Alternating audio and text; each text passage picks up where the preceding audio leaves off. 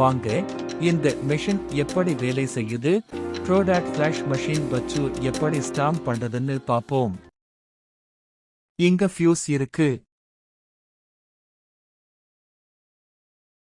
பாருங்க, இங்க 2 ஃபியூஸ் இருக்கு. பயன்பாட்டுல இருக்கிற ஃபியூஸ் கெட்டுப் போனா மாத்துறதுக்கு இது ஸ்பேர் ஃபியூஸ். அப்புறம் இங்க பவர் சப்ளை இன்லெட் இருக்கு, இங்கதான் பவர் வயரை மாட்டணும். இங்க உங்களுக்கு ஒரு குளிரூட்டும் ஃபேன், கூலிங் ஃபேன் கொடுத்திருக்கோம். மெஷின் சூடு அதிகமா ஆனா இந்த ஃபேனை வச்சு அதை குளிர வைக்கலாம். ஃபேனை ஆன் ஆஃப் பண்ணற பட்டன் இங்க இருக்கு. இங்க வோல்டேஜ் கண்ட்ரோலர் இருக்கு. இதுல 3 செட்டிங்ஸ் இருக்கு: லோ, மீடியம், ஹை. வோல்டேஜ் கண்ட்ரோலரை ல வையுங்க. இந்த செட்டிங் பட்டனை வச்சு ஃபிளாஷை செட் பண்ணலாம்.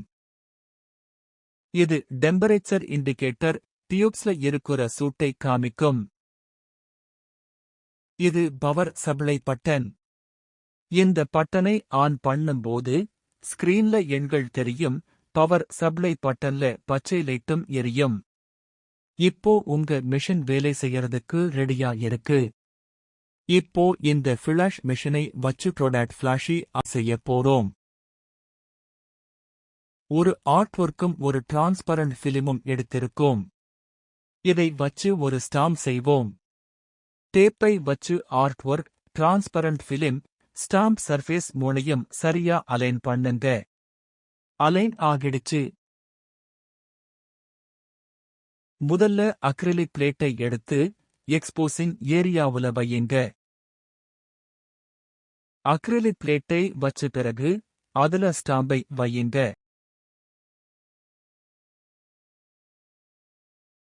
இப்போ அக்ரிலிக் பிளாக்கை எடுத்து ஸ்டாம்ப் மேல வையுங்க. அப்புறம் சக்னட் லாக் மெக்கானிசத்தை வச்சு அந்த மெக்கானிசத்தை ஸ்லாட்ஸ்ல ஸ்லைடு பண்ணி சர்ஃபேஸ்ல உறுதியா நிக்க வையுங்க.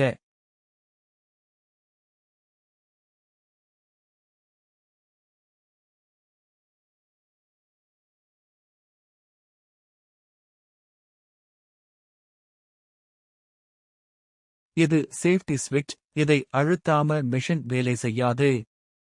இது எக்ஸ்போசர் லைட் வெளியே வராம தடுக்கிற கவர் பிளாக். இந்த பிளாக் சேஃப்டி ஸ்விட்சையும் அழுத்தும். முன்னாடி டெம்பரேச்சர் தெரியுது பாருங்க.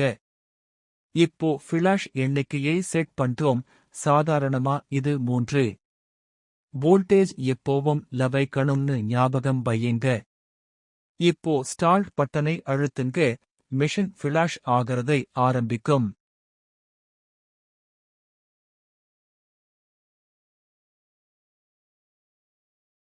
இப்போ ரிசல்ட்டை பார்ப்போம்.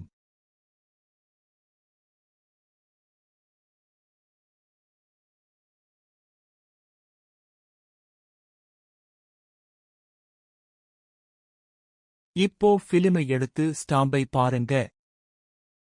இங்க் நிரப்பறதுக்கு ரெடியா இருக்கு. இங்க் நிரப்பறதுக்கு ஸ்டாம்ப் பாக்ஸின் பின்னாடி இங்க் அளவு, இங்க் வால்யூம் குறிப்பிட்டிருக்கிறத பாருங்க. இந்த மாடலுக்கு எடை 3.1 கிராம்னு இங்க பார்க்கலாம். சரியான எடையை நிரப்ப நமக்கு ஒரு எடை தராசு, வெயிட் ஸ்கேல் தேவை. ஃபிளாஷ் பண்ண ஸ்டாம்பை தராசுல வையுங்க.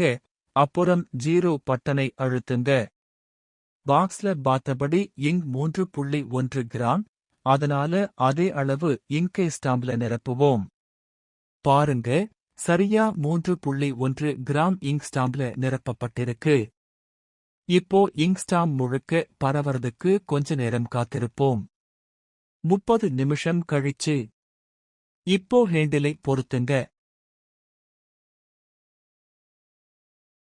பாருங்க, இங்க் ஸ்டாம்ப் முழுக்க முழுசா பரவியிருக்கு. இப்போ ஒரு பதிவு, இம்ப்ரிண்ட் எடுப்போம்.